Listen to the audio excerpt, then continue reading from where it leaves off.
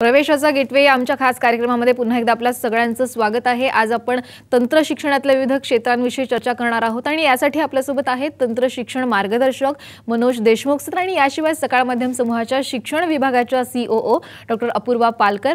आपण देशमुख सरांशी बोलत होतो पॉलिटेक्निक मध्ये कोणकोणते क्षेत्र आहेत, कशा प्रकारे अर्ज भरायला हवा। पुन्हा एकदा सरांशी आपण बोलणार आहोत। सर काय सांगणार? मला वाटतं 15 तारखेपासून अर्ज भरण्याची मुदत सुरू होती पॉलिटेक्निकसाठी, तर विद्यार्थ्यांनी कशा प्रकारे तयारी करायला हवी? 15 जून नंतर ही प्रवेश प्रक्रिया सुरू होणार आहे। त्या संदर्भात तंत्र शिक्षण संचालनाचे एक स्वतंत्र नोटिफिकेशन अधिसूचना प्रसारित केली जाईल। ती डीटीच्या वेबसाईटवर सुद्धा असेल आणि विविध वर्तमानपत्रात सुद्धा त्याची जाहिरात येईल। त्याच्यानुसार जवळजवळ 280 पेक्षा जास्त ॲप्लिकेशन रिसिप्ट सेंटर आहेत, ज्या ठिकाणी विद्यार्थ्यांना जाऊन तिथे प्रवेश प्रक्रिया कंप्लीट करण्याची संधी मिळू शकेल। आणि ह्या प्रवेश प्रक्रिया अगदी ट्रान्सपरंट आहे। प्रत्येक विद्यार्थ्याला अतिशय सोप्या आणि समृद्ध पद्धतीने समजावून सांगण्यात आलेली आहे।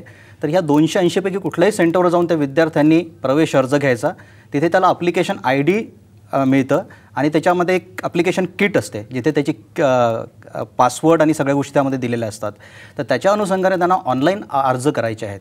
तर हे ऑनलाईन अर्ज त्यांना ज्या साईटवर करायचे आहेत ती साईटसुद्धा तिथे मेन्शन केलेली आहे। पॉली 2013 यांच्या अखत्यारीत त्यांना करायची आहे आणि ह्या एकाच अर्जाद्वारे ते जवळजवळ 410 पेक्षा जास्त तंत्रनिकेतनातील अभ्यासक्रमांना पात्र ठरू शकतील। किमान 35% गुण असणं आवश्यक आहे। ज्या विद्यार्थ्यांना 35 पेक्षा जास्त गुण आहेत असे विद्यार्थी सर्व प्रवेश प्रक्रियेत पात्र असतील। नक्कीच असाच एक प्रश्न आपल्याला येतोय कोल्हापूरहून। निनाद दातार बोलतायत कोल्हापूरहून, आपण त्यांच्याशी बोलणार आहोत। बोला निनाद, आपला काय प्रश्न विचारा। हॅलो, बोला। माझा मुलगा आता म्हणजे कॉम्प्युटर इंजिनियर मध्ये डिप्लोमा 3rd इयरला त्याचा सब्जेक्ट एक राहिलेला होता। मग त्याला आता म्हणजे 1 वर्ष आता त्याचं हे रिकामच आहे ना तो, त्यासाठी तो पुढे काय करू शकतो हे मला विचारायचं। नक्कीच देशमुख सर काय सांगणार? नक्की सांगता येईल। त्यांचा मुलगा संगणक अभियांत्रिकी हा डिप्लोमा करत होता, त्याचा काही विषय राहिले आहेत, त्याच्यामुळे त्याचं 1 वर्ष वाया जाईल अशी त्यांना भीती आहे।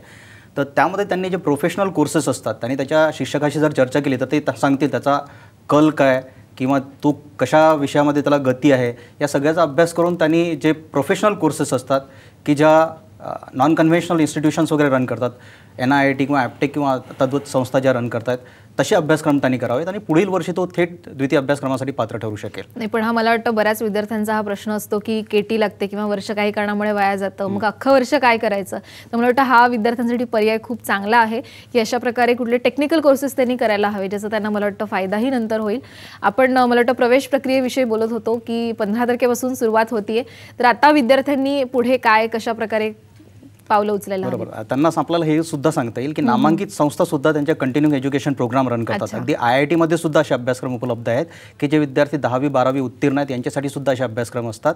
लघु मुदतीचे 3 महिन्याचे 6 महिन्याचे असे अभ्यासक्रम असतात, त्याद्वारे त्यांना तिथे संधी मिळू शकेल।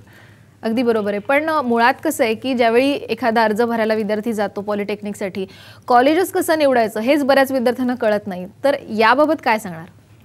कॉलेजेसचे वेगवेगळे प्रकार आहेत। त्यामध्ये काही शासकीय संस्था आहेत, शासकीय अनुदानित संस्था आहेत, काही खाजगी संस्था आहेत। या सगळ्यांची सामायिक प्रवेश प्रक्रिया आहे। बरोबर, ज्या संस्था या प्रवेश प्रक्रियेमध्ये नाही आहेत, जवळजवळ 30 पेक्षा जास्त संस्था याच्यामध्ये नाहीत, त्या संस्थेमध्ये जर त्यांना प्रवेश घ्यायचा असेल विद्यार्थ्यांना तर त्या संस्था स्तरावर जाऊन त्यांना ते प्रवेशाची माहिती घ्यावी लागेल आणि त्यासाठी स्वतंत्र अर्ज करावा लागेल। ज्या अल्पसंख्याक संस्था आहेत, म्हणजे रिलिजियस मायनॉरिटी असतील की मुस्लिम आहेत, ख्रिश्चन आहेत अशा रीतीच्या असतील, किंवा लिंग्विस्टिक म्हणजे हिंदी लिंग्विस्टिक अशा प्रकारच्या संस्था असतील, तर त्या ठिकाणी जाऊन सुद्धा त्यांना स्वतंत्ररित्या त्या गटाच्या विद्यार्थ्यांना जाऊन तिथे अर्ज करावा लागेल।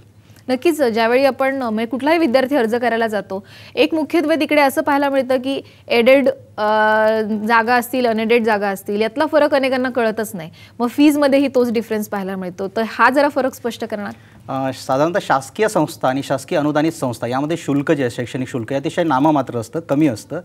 त्या मानाने खाजगी संस्थांमध्ये शुल्क अतिशय जास्त असतं। त्यामुळे ज्या विद्यार्थ्यांना उत्तम गुण आहेत आणि ज्यांना तिथे प्रवेश मिळू शकतो अशा विद्यार्थ्यांनी आवर्जून शासकीय संस्थांमध्ये आणि शासकीय अनुदानित संस्थांमध्ये प्रवेश घ्यावा। उर्वरित विद्यार्थ्यांसाठी विविध खाजगी महाविद्यालयातून प्रवेश घेता येऊ शकतो। नक्कीच या कॉलेजेसच्या वेगवेगळ्या प्रकारांमध्ये ऑटोनॉमस हाही एक वेगळा प्रकार आहे। मला वाटतं VZT आहे, एक ऑटोनॉमस इन्स्टिट्यूट आहे, तर अशा ठिकाणी विद्यार्थ्यांना अप्लाय करायचं असेल तर काही वेगळी काही पद्धत आहे का? त्यासाठी साधारणतः वेगळी अशी कुठली पद्धत नाही आहे। ह्या सामायिक पद्धतीनुसारच ते तिथे अर्ज करू शकतात। फरक फक्त असतो की ज्या संस्था MSBTच्या अखत्यारीत आहेत, म्हणजे महाराष्ट्र तंत्रशिक्षण परीक्षा मंडळाच्या अखत्यारीत असतात. त्यांना त्यांच्या वतीने प्रमाणपत्र दिले जातात. स्वायत्त संस्थांमध्ये त्यांचे स्वतःचे अभ्यासक्रम असतात आणि प्रमाणपत्रसुद्धा संबंधित संस्थेमार्फत दिलं जातं. नक्कीच आपल्याला असाच एक प्रश्न विचारत आहेत. राहुल बने भाईंदरवरून विचारत आहेत प्रश्न. आपण त्यांच्याशी बोलणार आहोत. बोला राहुल, आपला काय प्रश्न विचारा. हा नमस्कार मॅडम, मी मेकॅनिकल इंजिनिअरिंग केलेलं आहे डिग्री कोर्स आणि मला फर्स्ट क्लासही मिळालेला आहे.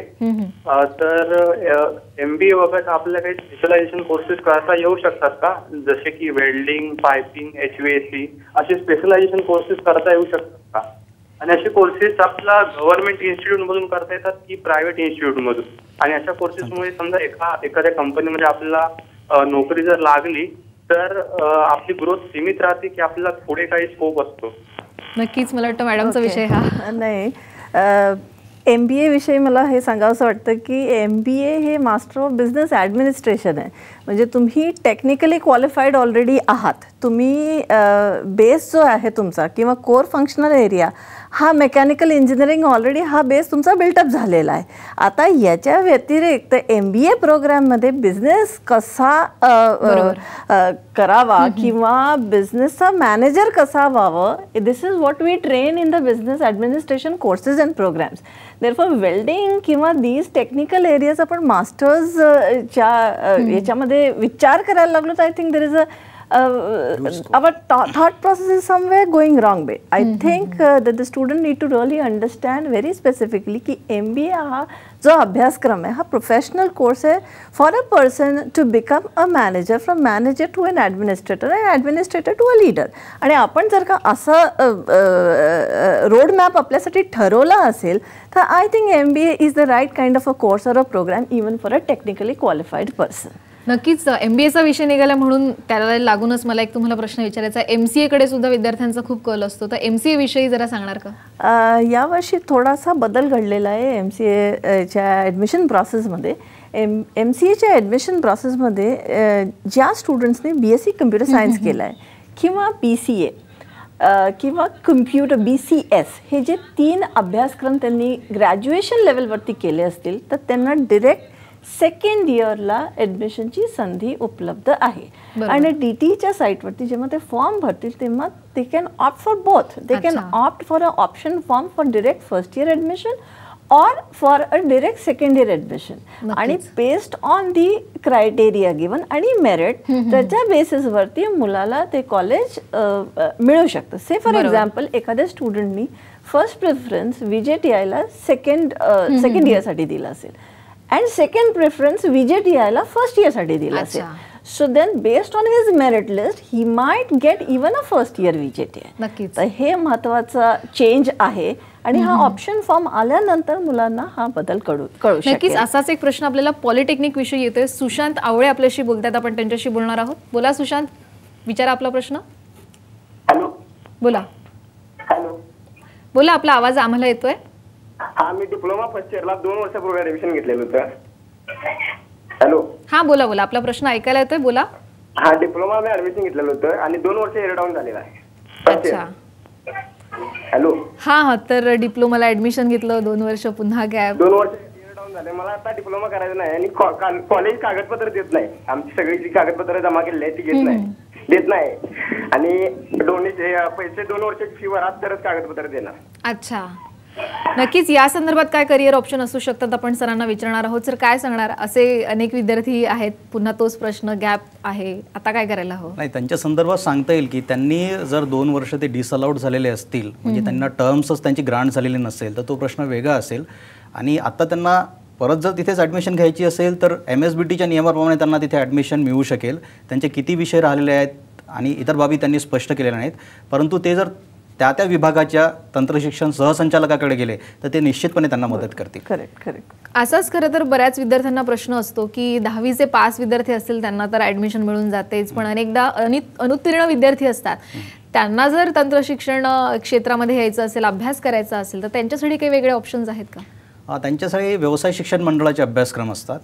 त्याशिवाय शासकीय तंत्रनिकेतन आणि काही अनुदानित तंत्रनिकेतनामध्ये एक कम्युनिटी डेव्हलपमेंट थ्रू पॉलिटेक्निक ही केंद्र शासनाची योजना आहे. त्याच्या माध्यमातून जवळजवळ एक 700-800 प्रकारचे अभ्यासक्रम राबवले जातात आणि मुंबईमध्ये जवळजवळ 2000 विद्यार्थी असे अभ्यासक्रम करत आहेत. Refrigeration, AC, electrician, auto technician अशा रीतीचे असंख्य अभ्यासक्रम आहेत आणि सर्वात महत्त्वाची बाब म्हणजे हे सर्व अभ्यासक्रम निशुल्क आहेत. त्यासाठी कुठल्याही प्रकारचं शुल्क त्यांना द्यावं लागत नाही. प्रमाणपत्र MHRD आणि संबंधित संस्थेचं म्हणजे शासकीय तंत्रनिकेतनाचं प्रमाणपत्र मिळतं. अगदी गोदरेज सारख्या कंपन्यांमध्ये सुद्धा असे अभ्यासक्रम सुरू आहेत. विद्यार्थ्यांनी त्याची जर माहिती घेतली तर निश्चितपणे त्यांना त्याचा लाभ होऊ शकेल. नक्कीच. असा आपल्याला एक प्रश्न येतोय. सुरेश पाटील नाशिकहून बोलतायत, आपण त्यांच्याशी बोलणार आहोत. बोला सुरेश, आपला प्रश्न विचारा.